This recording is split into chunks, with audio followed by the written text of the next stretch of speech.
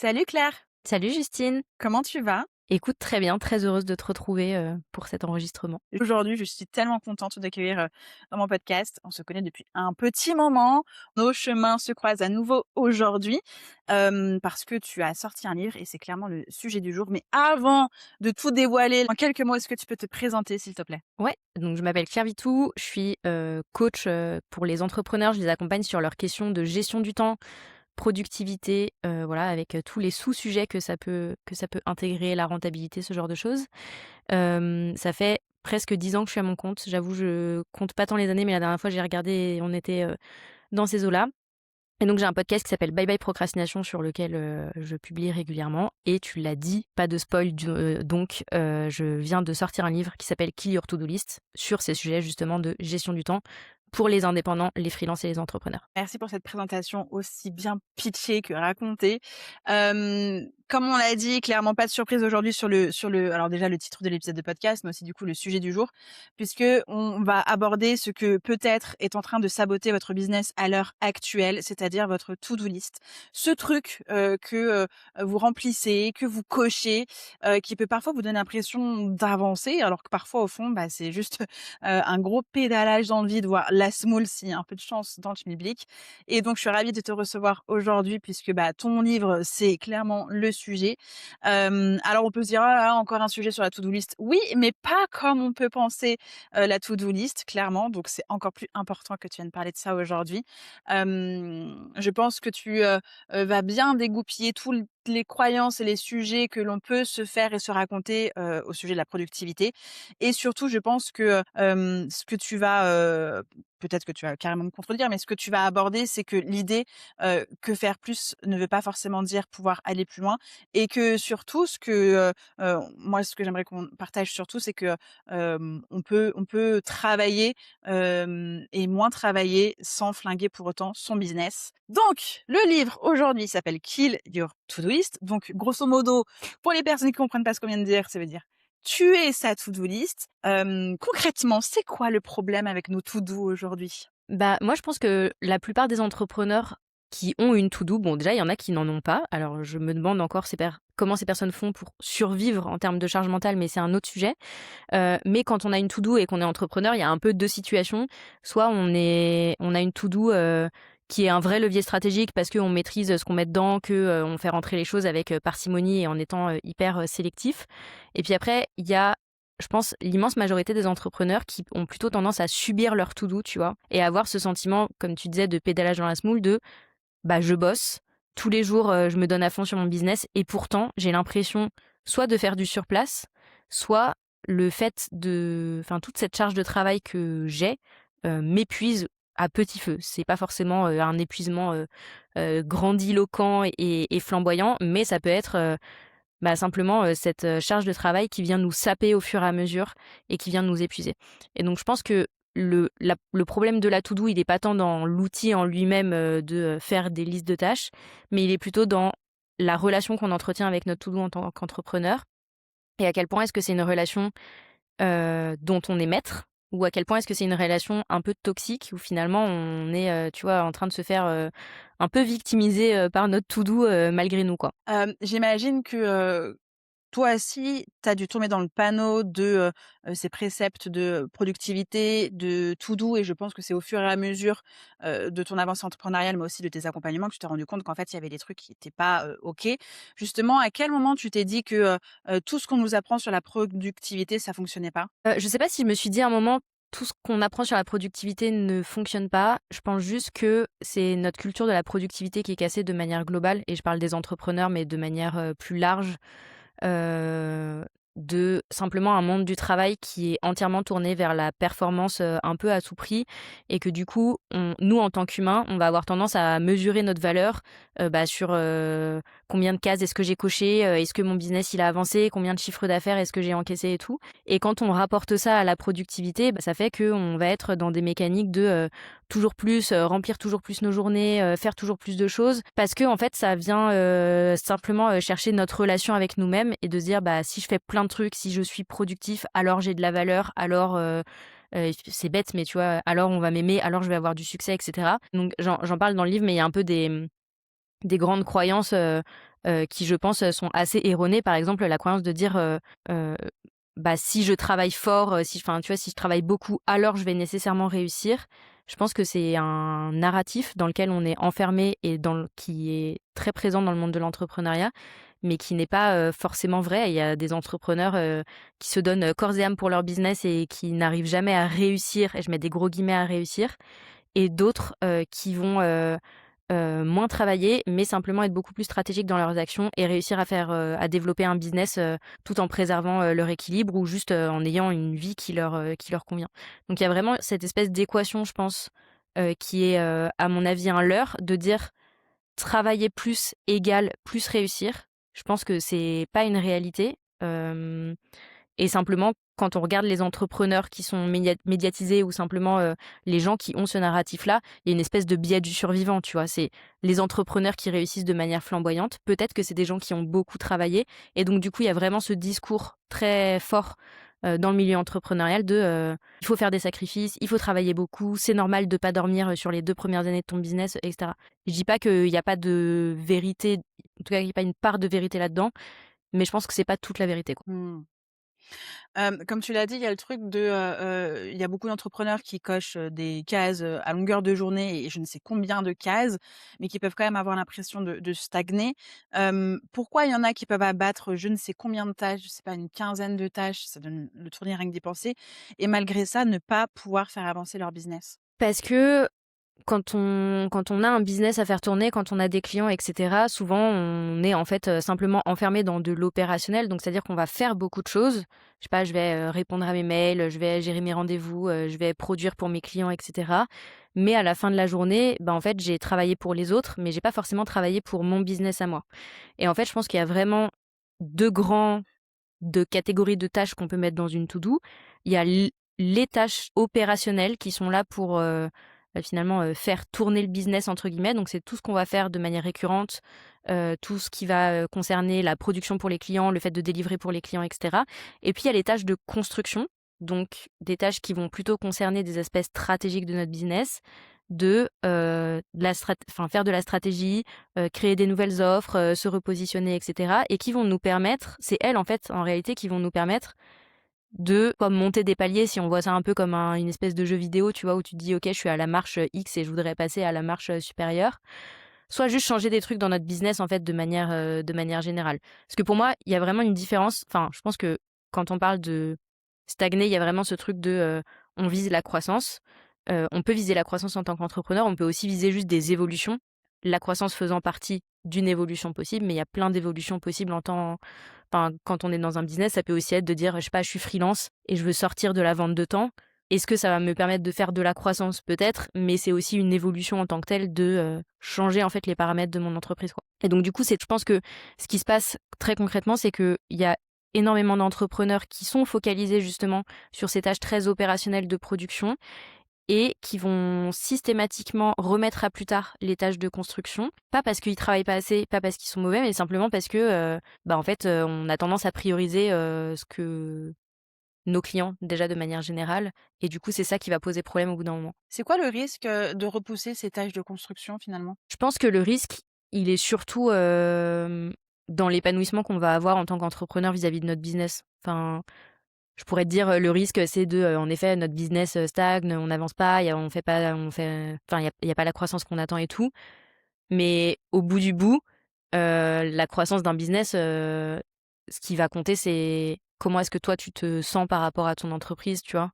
Et quel type d'émotion est-ce que ça va venir, chercher chez toi? Et je pense que c'est plutôt de l'insatisfaction et l'impression de mouliner en permanence, et aussi une certaine, je dirais, un certain épuisement émotionnel, tu vois? De ce qu'on disait, de la frustration. Si tu accumules la frustration systématique de: «J'ai l'impression de faire tout comme il faut et en fait, j'arrive pas à atteindre les objectifs que je voudrais ou à faire évoluer mon business dans le sens que je voudrais», bah, c'est hyper démoralisant, et au fur et à mesure du temps, je pense que tu as un peu ce truc de ta flamme qui commence à se ternir, voire à s'éteindre, quoi. Oui, puis je pense qu'aussi le risque bien au-delà, qu'il soit uniquement, son propre épanouissement perso dans son activité pro, c'est, au cas où un client nous lâche pour X, Y raison, de ne pas avoir justement, cultivé, la stratégie pour s'assurer qu'en fait, si à un moment donné on perd 30 de son chiffre d'affaires, du jour au lendemain comme ça peut arriver, qu'on soit pas en mode genre: «Waouh, survie, panique à bord» parce qu'en fait on n'a pas travaillé la strat derrière. Complètement. Sur ça, je suis tout à fait d'accord. Je dirais que sur vraiment le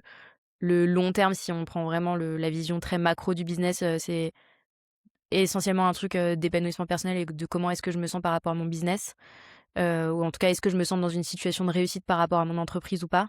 Mais je suis complètement d'accord avec toi, sur, ces tâches stratégiques, elles sont aussi, vitales d'un point de vue, gestion du risque, et gestion de l'incertitude en tant qu'entrepreneur, parce que, se reposer sur ses lauriers, on a le droit de le faire et c'est important aussi de réussir à savourer, le où on en est.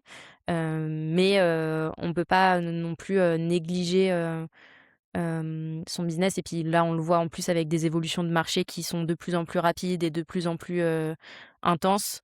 Évidemment que typiquement, bon, l'éléphant dans la pièce, c'est l'arrivée de l'intelligence artificielle. Évidemment que les entrepreneurs qui vont reporter systématiquement des actions qui, pourraient leur permettre de s'adapter à cette nouvelle réalité, bah, à la fin du fin, ça peut vraiment mettre en péril leur activité, l'attractivité de leurs offres, pour leurs clients et cetera, quoi. Complètement. Dans les personnes que tu accompagnes, justement, c'est quoi que tu vois le truc, le plus fréquent? Est-ce que c'est uniquement des journées blindées? Est-ce que c'est, des to-do sur un la semaine dernière aparté, la semaine dernière, j'avais une cliente, qui était complètement dispersée, paumée, qui savait pas quoi faire, tout ça et je lui dis: «Mais où se trouve ton entreprise? Comment tu la gères?» machin et elle m'a sorti un cahier, genre vraiment un grand cahier d'école avec 2 pages de trucs à cocher. J'étais là genre: «Mais c'est pour quand ça?» Elle me dit: «Bah, c'est pour là».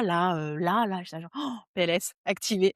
Est-ce que c'est ce genre de choses que tu vois le plus fréquemment justement, chez les entrepreneurs que tu accompagnes? Alors oui.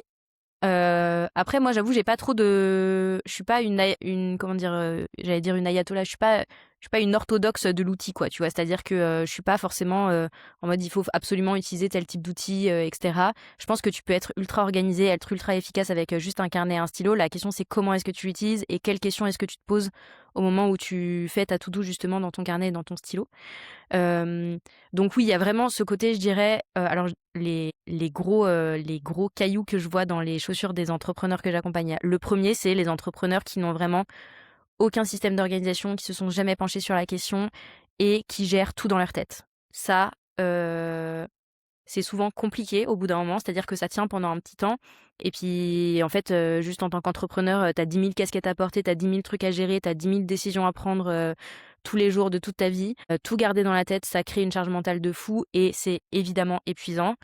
Je pense que c'est bien de rappeler ici, à ce micro que si vous avez de la charge mentale, c'est pas juste vous le problème, c'est aussi que votre cerveau n'est pas fait pour, accumuler et faire une to-do list à l'infini, dans votre tête, et c'est aussi pour ça qu'il y a des outils qui existent pour permettre de décharger tous ces trucs qu'on a tendance à garder dans notre cerveau, les externaliser d'une certaine manière et du coup réussir à déjà faire redescendre un peu cette pression-là. Donc ça, c'est le premier truc. Le deuxième truc, c'est un peu, ce que tu disais, il y a plein de tâches en même temps et au-delà de l'outil, c'est plus toutes les tâches sont au même niveau, elles sont toutes pour avant-hier, elles sont toutes hyper urgentes, elles sont toutes, tu vois? Donc en fait, une espèce d'homogénéité de non-priorisation où toutes les tâches sont au même niveau et du coup, quand je suis face à ma to do, bah, j'ai même aucune idée de par où est-ce que je dois commencer parce que j'ai aucun sens de priorisation, de priorisation. Donc ça, c'est un deuxième e gros truc et puis souvent quand, les entrepreneurs, ils vont avoir des sujets sur la priorisation, ils vont se tourner vers des méthodes un peu, «toutes faites» entre guillemets, typiquement la matrice d'Eisenhower, tu vois? Donc le truc de: est-ce que la tâche est urgente? Est-ce que la tâche est importante?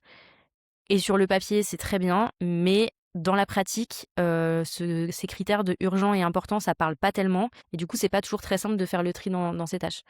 Et donc du coup, il y a un autre, critère qui, à mon sens, est hyper, intéressant à aller chercher quand on priorise ses tâches et qu'on essaye de faire du tri dans sa to do justement de qu'est-ce qui doit être prioritaire et qu'est-ce qui, à l'inverse, peut potentiellement passer à la trappe parce que oui, on a le droit aussi de supprimer des trucs de sa to do.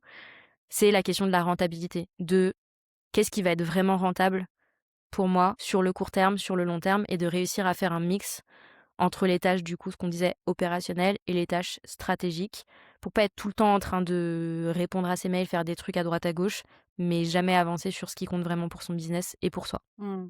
Clairement d'accord avec toi et il y a aussi cette histoire de parfois dans les to-do, on peut trouver, des énormes tâches. Tu sais, par exemple, ça va être, podcast et en fait, dans podcast, tu as tellement de choses à faire dans podcast que genre, ça peut pas être juste une tâche à part entière, donc c'est l'énormité de la tâche que l'on peut mettre dans une to do. Tu là genre: «Mais en fait, c'est un créneau, c'est c'est un batching», enfin, Mmh. ça peut pas être juste ça et il y a aussi cette idée de, trouver un sens derrière la tâche parce que, parfois, on peut faire des trucs parce qu'il faut faire des trucs, on sait plus pourquoi faut faire ce truc, qui nous a dit qu'il fallait faire ce truc et en fait, du coup, il y a plus de sens et ça devient quelque chose de soit un pilote automatique, soit ultra contraignant et ça peut être aussi dans ces 2 situations-là qu'on peut commencer à être en procrastination active et à reprendre cette to do et à remettre des choses dans la to do en disant: «Mais je sais pas pourquoi je fais ça, mais il faut que je le fasse. J'ai pas envie de le faire, mais je dois le faire». Enfin, tu vois, il peut y avoir des choses qui sont, pas ouf aussi derrière la to do quoi, entre l'ampleur et le sens aussi. Complètement, mais alors je suis complètement d'accord avec toi sur les «erreurs très courantes» entre guillemets, de gestion de sa to do. En effet, le fait de mettre, des trucs hyper vagues,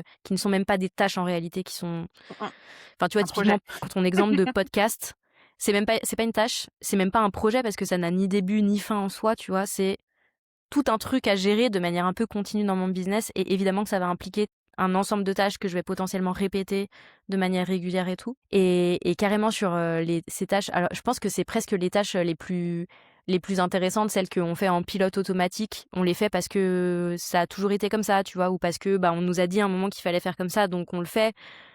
La raison d'être de la tâche, on sait plus trop.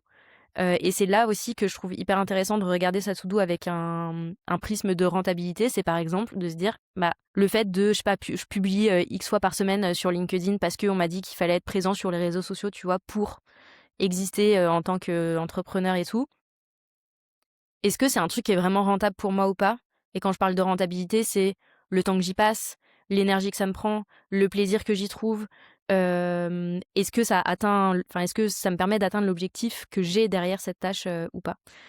Et tout ça, c'est des éléments où en fait, au fur et à mesure qu'on fait grandir un business, moi je vois un peu ça comme une espèce de millefeuille, tu vois? Genre tu fais grandir ton business et puis tu as des responsabilités qui viennent s'ajouter les unes sur les autres et au fur et à mesure ta to-do elle grossit, elle gonfle jusqu'à devenir une espèce de monstre de Frankenstein, un peu incontrôlable là. Heu et je pense que c'est quand tu es dans ce truc-là de je suis débordée, mais je suis débordée de manière un peu permanente, systémique. C'est un peu tous les jours la même chanson, toutes les semaines la même chanson. Tous les mois, je me dis: «Ah, ça ira mieux quand ce projet sera passé, j'aurai fini avec ce client et tout», mais en fait, ça ce futur, où on lève le pied n'arrive jamais réellement. Je pense que c'est le bon moment pour se demander: «OK, je fais le point sur tout ce que je gère dans mon business de manière générale et est-ce qu'il n'y a pas des choses» et c'est aussi pour ça que le livre s'appelle «Kill your to-do list», parce que l'objectif, c'est pas de tuer sa to-do list en tant que telle, mais c'est de tuer les tâches qui sont inutiles ou pas rentables ou pas intéressantes dans votre to-do et de réussir du coup à retrouver ce temps, cette énergie, ce jus de cerveau que vous avez envie d'investir ailleurs en réalité. Justement, tu parles d'une approche, minimaliste sur le fait de, killer, de gérer et d'optimiser sa to do. Concrètement, ça pourrait ressembler à quoi une to do minimaliste dans une journée d'un entrepreneur? Avec cette approche justement. Hem C'est hyper difficile de répondre, de manière, très précise parce que je pense que ça dépend beaucoup de la réalité de l'entrepreneur, de où est-ce que tu pars, où est-ce que tu veux aller. Je pense qu'on aura tu vois, pour moi, le minimaliste, peut-être que toi, tu vas avoir ta définition d'une to-do minimaliste. Moi, je vais avoir ma définition d'une to-do minimaliste et on n'aura peut-être pas le même, tu vois, la même échelle d'évaluation de à quel point c'est minimaliste ou pas. Par contre, je pense qu'une to-do minimaliste, c'est une to-do dans laquelle presque t'as plus rien à enlever, tu vois? Tu vraiment fait, tu fait un tri, t'as épuré au maximum et tous les trucs qui étaient superflus, t'as réussi à les évacuer d'une manière ou d'une autre. Moi, je sais que ma stratégie préférée pour évacuer les choses, qui sont pas utiles, c'est de les supprimer. Je pense que c'est important de réussir à s'autoriser à supprimer des trucs quand on est entrepreneur et pas juste de dire: «Bah, ça, j'aime pas le faire» ou «C'est pas très rentable, donc je vais le déléguer». Si c'est déjà pas rentable quand c'est vous qui le faites, le déléguer ne rendra pas le truc plus rentable, nécessairement. Mais du coup, pour moi, une to-do minimaliste, ce serait de dire: «Bah, je vais passer, je sais pas, peut-être, 50 de ma to-do, c'est de la production pour mon business où enfin, voilà, je suis en train de faire des choses, de faire avancer les projets en cours, les clients en cours, et puis j'ai peut-être, 50 qui vont être, plutôt des tâches de construction où, je vais, bah, soit gérer, soit vraiment construire, être sur des projets stratégiques qui vont me permettre, de faire avancer les choses. Mais encore une fois, cette proportion, pour moi, elle est hyper dépendante de plein de facteurs. Ça dépend quel est ton business model à l'instant T. Ça dépend quel est ton quelle est ton activité, tu vois? Par exemple, ce serait pas la même chose une to-do minimaliste pour quelqu'un qui est artisan, pour quelqu'un qui est prestataire de service. Enfin, tu vois, les réalités sont très différentes, quoi, donc c'est difficile de te dire, le de te vendre un t-shirt taille unique, tu vois? D'ailleurs, c'est un truc dans lequel je crois très peu. Je pense que chacun a besoin d'ajuster les choses en fonction de sa réalité, de sa capacité de travail aussi, parce que encore une fois, on n'a pas tous la même capacité de travail. Voilà. OK, trop bien. Mais j'ai quand même envie de te challenger sur un truc, qui est une peur assez concrète, chez beaucoup d'entrepreneurs, qui est: «Mais OK Claire, tu es sympa avec ta to-do minimaliste, mais si je fais moins, pardon, j'ai peur de moins gagner». Que répondre à ça? Déjà, c'est une peur que je comprends carrément parce qu'elle est hyper humaine et que moi-même, je peux la vivre en tant qu'entrepreneur. Je l'ai déjà vécue en tant qu'entrepreneur. En revanche, ce dont je suis sûre et certaine, c'est que l'idée, c'est pas de supprimer, tous les trucs qui vous saoulent, tout enfin de plus rien faire dans son business, c'est juste de choisir avec beaucoup plus d'intention ce qu'on met dans sa to do et comment est-ce qu'on fait les choses. Dans un business, si on schématise un petit peu, ce dont on a besoin en vrai en tant qu'entrepreneur, c'est pas de tant de choses que ça. On a besoin d'un produit ou d'un service qu'on va pouvoir, vendre, donc on va dire le truc, ce qu'on va vendre.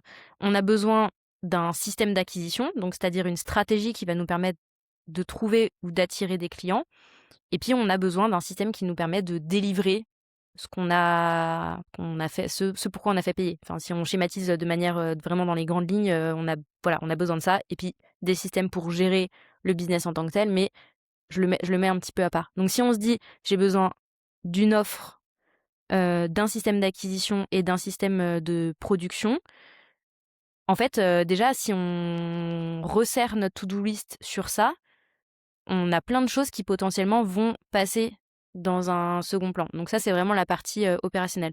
Là où les entrepreneurs, je pense, font souvent une erreur, c'est que c'est sur le système d'acquisition. Parce que justement, quand on a peur de manquer d'argent, notamment, on va avoir tendance à multiplier les stratégies pour attirer des clients. Ah bah, je vais être sur Insta et puis pour avoir plus de clients, je vais aussi faire un podcast et puis je vais aussi faire ça et faire ça et faire ça et faire ça. Et en fait, ce qui se passe quand on fait ça, c'est qu'on disperse en réalité notre temps et notre énergie. Et à mon sens, un système d'acquisition avec moins de choses, mais sur lesquelles on se concentre mieux, sur lequel on devient, vraiment très bon, bah, il sera nécessairement plus efficace qu'un système d'acquisition sur lequel je vais essayer de me transformer en pieuvre, mais en réalité, je fais tout un peu à moitié ou tout un petit peu, tu vois, pas de manière pas très optimisée parce que j'ai plein de choses à gérer en même temps. Donc moi, ma vision, c'est que quand tu supprimes notamment des choses sur le système d'acquisition, c'est pas juste supprimer, c'est supprimer de manière intentionnelle, de dire: «Bon, qu'est-ce que je choisis de faire délibérément et qu'est-ce que je choisis de ne pas faire délibérément? Et comment est-ce que j'arrive à, avec le temps, l'énergie et cetera que je retrouve parce que j'ai décidé de supprimer certaines parties, comment est-ce que je réinvestis ce temps, cette énergie, ce jus de cerveau à amplifier les résultats de mon système d'acquisition de choses qui fonctionnent déjà?» Là, je vais prendre un exemple de mon expérience personnelle. C'est un truc que j'ai fait il y a 3 ans, 2 ans, je sais, les dates, je suis nulle, mais il y a quelques années, j'ai décidé d'arrêter de poster sur Instagram. Ça faisait, je sais pas, peut-être, 7 ans que je postais de manière, assez régulière sur Instagram. J'ai plusieurs milliers d'abonnés sur la plateforme et tout, donc en soi, d'un point de vue tout à fait extérieur, c'est pas du tout logique de faire ce choix de me dire: «Je coupe un canal d'acquisition qui fonctionnait, jusqu'à maintenant». Mais en réalité, moi, c'est un truc sur lequel je prenais de moins en moins de plaisir, ça devenait une obligation, ça me prenait énormément de temps, énormément de charge mentale et cetera et je me suis dit: «Écoute, tu testes, tu vois si tu peux supprimer Instagram et reporter tout ce temps, toute cette énergie sur le podcast que moi j'avais déjà lancé». Et du coup, en fait, en réalité, ce qui s'est passé, c'est que j'ai augmenté mes résultats grâce au podcast. Enfin, tu vois, comment dire? J'ai boosté en fait mon acquisition sur le podcast et ça a largement pris le relais de ce que j'avais, sur Instagram. J'ai même, pour le coup, augmenté mon chiffre d'affaires cette année-là parce que au lieu de courir 2 lièvres à la fois, bah, j'en ai chassé qu'un seul, mais je l'ai chassé, de manière, un peu obsessive quoi, tu vois? Trop bien, j'allais justement te demander, un cas concret sur un avant après, client, mais tant mieux, en plus tu nous apportes, ta propre expérience à toi. Justement si, alors je vais dire si quelqu'un nous écoute, oui, des gens nous écoutent aujourd'hui, mais que cette personne-là, est débordée, a genre 1000 trucs à faire et ne sait plus où donner de la tête. quelle est la première chose, à faire? Et j'ai plutôt envie de dire, quelle est la première chose à arrêter de faire? Quelle est la première chose à arrêter de faire? C'est une bonne question. De la tourner comme ça, tu es en train de me poser une colle. Quelle est la première chose à arrêter de faire? Tu as le droit de répondre: «Bah, arrêter de courir comme une poule sans tête», ça je prends la réponse. Alors oui, faut arrêter On de cou de accepte. courir comme un poulet sans tête, mais c'est pas une action très actionnable, pour les personnes qui nous écoutent. Non, je dirais que la première chose à arrêter de faire, c'est peut-être justement ce que tu décrivais tout à l'heure avec la personne avec qui tu as échangé, tu vois? De faire des to-do longues comme le bras. Arrêter de faire des to-do longues comme le bras, je pense que c'est un très bon premier truc à faire, de essayer déjà, de remodeler sa vision, de la to-do pour se dire: «Je fais rentrer dans ma to-do du jour les quelques trucs sur lesquels, j'ai vraiment envie et besoin d'avancer». Mais on arrête de faire des to-do longues comme le bras parce que on l'a dit, ça fait qu'il y a aucun élément de priorisation. On sait pas où donner de la tête et du coup, bah, potentiellement ça va être paralysant parce que je sais pas quelle est la prochaine action à faire, donc juste, je suis devant ma to-do et je suis là: «Bon, OK, j'ai plein de trucs à faire, mais par où commencer?» Et le deuxième truc, que ça va provoquer, c'est que ça on va rentrer dans une boucle de frustration et de culpabilité de: «J'ai fait une to do, j'arrive pas à aller au bout de ma to do, du coup je culpabilise, je me sens un petit peu nulle».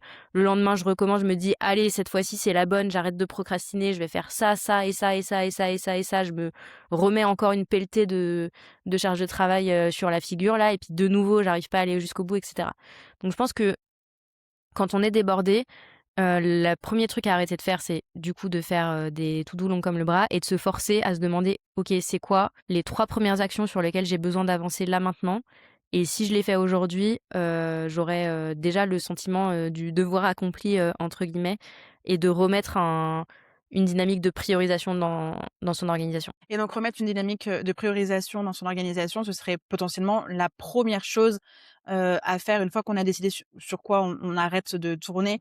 On met ça en place et on se concentre vraiment sur, la priorisation qu'on a mis en place, quoi. Ouais, complètement. Et puis du coup, bah, quand on veut rentrer dans une dynamique de priorisation, la question qui va se poser, c'est comment est-ce qu'on priorise? Parce qu'en fait, quand je te dis, «OK Justine, priorise ta to do», bah, d'accord, mais genre, comment je m'y prends en fait? Quelles questions est-ce que je dois me poser pour prioriser? Et c'est là que du coup, on a besoin de un peu, rétropédaler ou en tout cas aller sur des couches un peu plus, abstraites de l'organisation, disons ça comme ça. Faut bien comprendre que la priorisation, elle ne se fait que quand on a une grille de lecture de sa to-do list. C'est-à-dire de dire: «Bah, ça, c'est une tâche qui va être plus prioritaire que celle-là, parce qu'elle répond à un objectif, parce qu'il y a une date butoir, qui arrive, et cetera». Et donc du coup, on a besoin en fait, nécessairement d'aller travailler les autres couches de l'organisation pour réussir à la fin à ce que notre, to do, elle soit, minimaliste ou pas, peu importe, mais en tout cas que ce soit un outil qui soit un levier stratégique et pas juste un truc sur lequel on culpabilise, tous les jours. Mais ça demande de faire d'autres étapes en amont, de réfléchir un peu déjà, c'est quoi notre vision en tant qu'entrepreneur? Où est-ce qu'on veut aller? Quel type de business est-ce qu'on veut construire? Et puis de manière beaucoup plus micro, beaucoup plus pragmatique, c'est quoi les objectifs sur lesquels j'ai envie d'avancer là en ce moment? Quel projet client est-ce que j'ai besoin, de faire avancer, aussi? En fait, quel défi, quel problème est-ce que j'ai envie de résoudre là, à l'instant T dans mon business? Et du coup, on peut se poser des questions en fonction de notre situation actuelle, de je sais pas, imaginons le truc qui m'empêche de dormir en ce moment, c'est j'ai un problème de trésorerie. Bah, en fait, je vais prioriser ma liste de tâches avec ce prisme-là.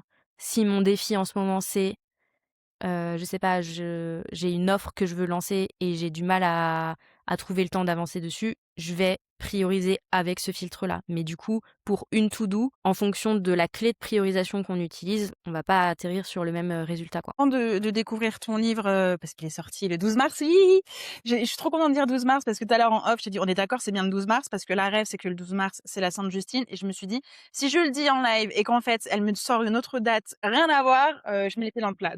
C'est le 12 mars, porte-bonheur parce que c'est la Saint-Justine évidemment. Avant de découvrir ton livre, moi j'appelais ça non pas une, to-do minimaliste, mais mon bouton d'arrêt d'urgence. Tu vois, quand en 2024, j'ai eu mon impayé de 30 K, que j'avais des élèves à gérer, qu'il fallait que je renfloue la trésor, que j'avais une équipe aussi avec moi, j'étais un peu en mode warzone totale, en plus d'être moi, complètement au bout du rouleau avec un dos bloqué et tout ce que je crée autour de ce choc émotionnel.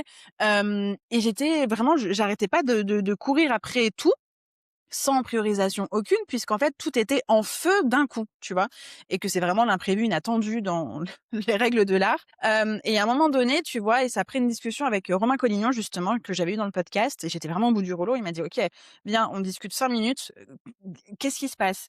Et là, il m'a dit: «Il est où ton bouton d'arrêt d'urgence?» Et en fait, c'est à ce moment-là que je me dis: «Mais oui, oui, en fait, il faut que j'appuie sur mon bouton d'arrêt d'urgence, donc que je me concentre uniquement sur les actions qui vont évidemment faire avancer mon business, qui vont arrêter de me mettre sur tous les fronts à chaque fois et répondre à l'objectif de là, c'est de la trésor à fond. Et donc j'avais vraiment tout élagué, mon podcast, je l'avais mis en pause et j'étais vraiment que sur des actions. Allez, on y va sur de masterclass, on fait que des emails et on fait du CRM et on fait de la conversation.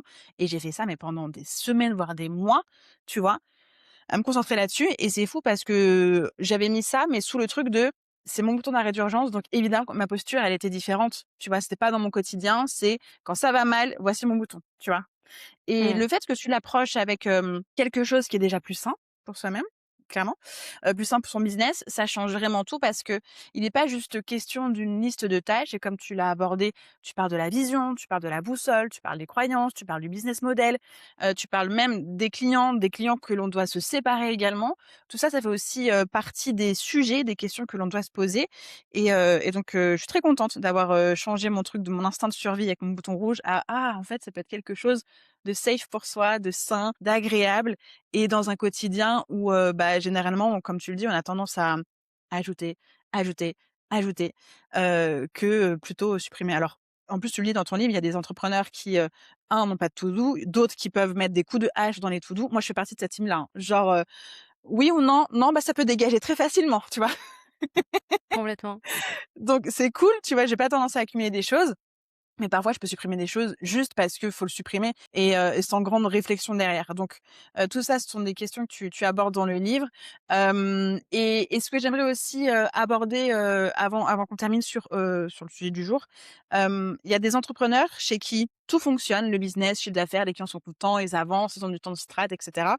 Et au bout d'un moment, ils peuvent ne plus avoir envie de faire tout ce qui fonctionne, tout ce qui apporte des choses. Et on peut retrouver, des entrepreneurs un peu down, un peu en baisse d'énergie, un truc ça vivote. C'est OK, tu vois? C'est un peu mou, tu vois un peu ce truc-là, il y a plus vraiment d'élan.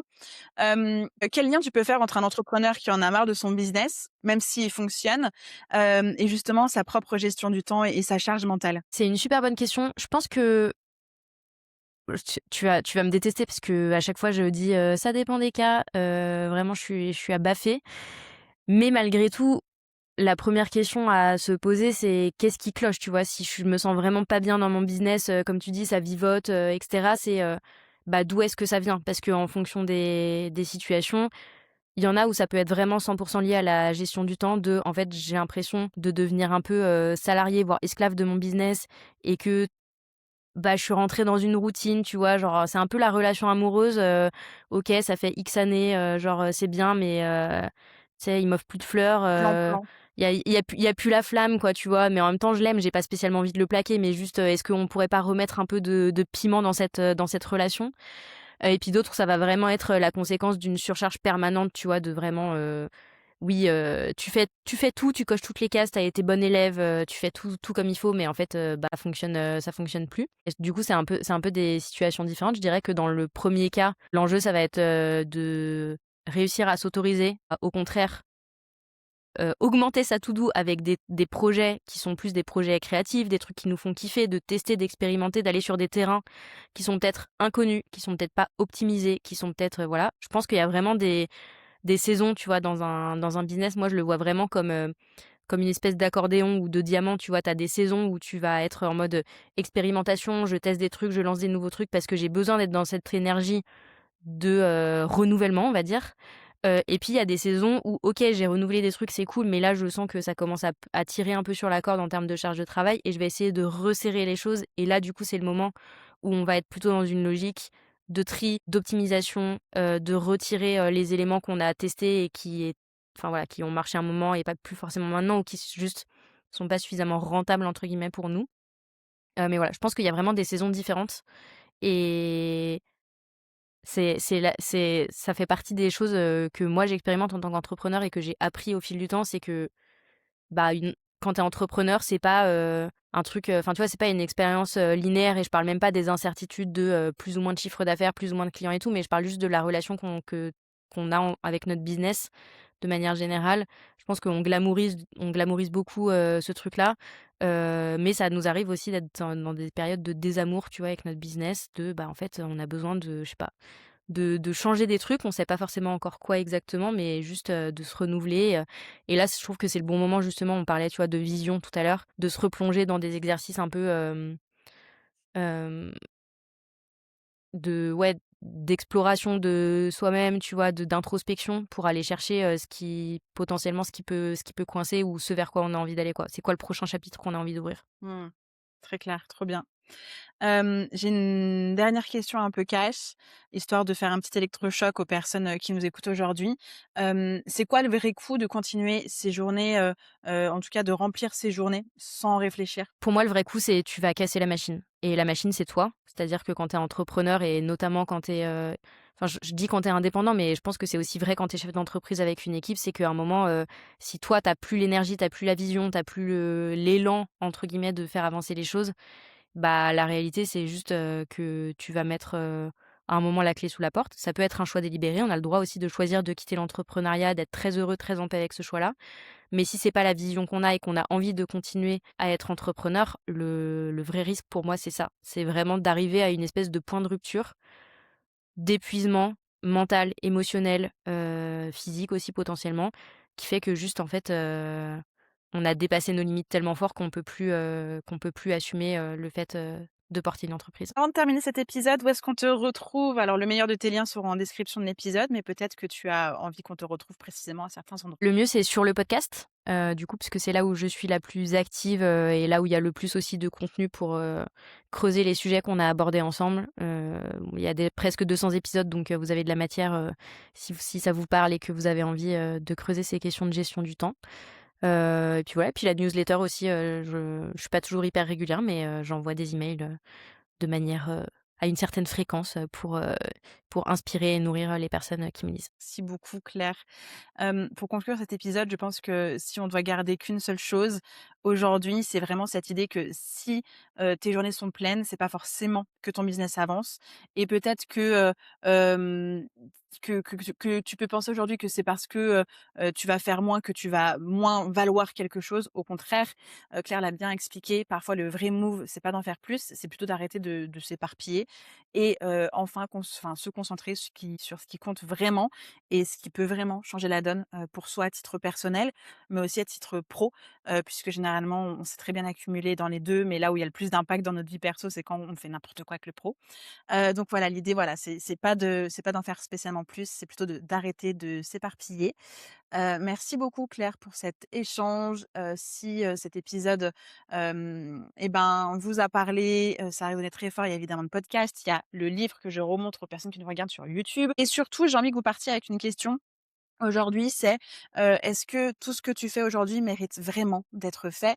Ou est-ce que tu es en train de juste remplir quelque chose pour éviter de choisir? Je pense que, c'est un petit peu ça le mot-clé de ton livre, en tout cas l'idée, de ton livre et l'idée de cet échange aujourd'hui. Donc autant que vous partiez avec une question, un peu, cash et passage à l'action. On se retrouve, très vite sur les internets dans le prochain épisode de podcast. Merci encore Claire et à très bientôt. Merci à toi. Bye bye.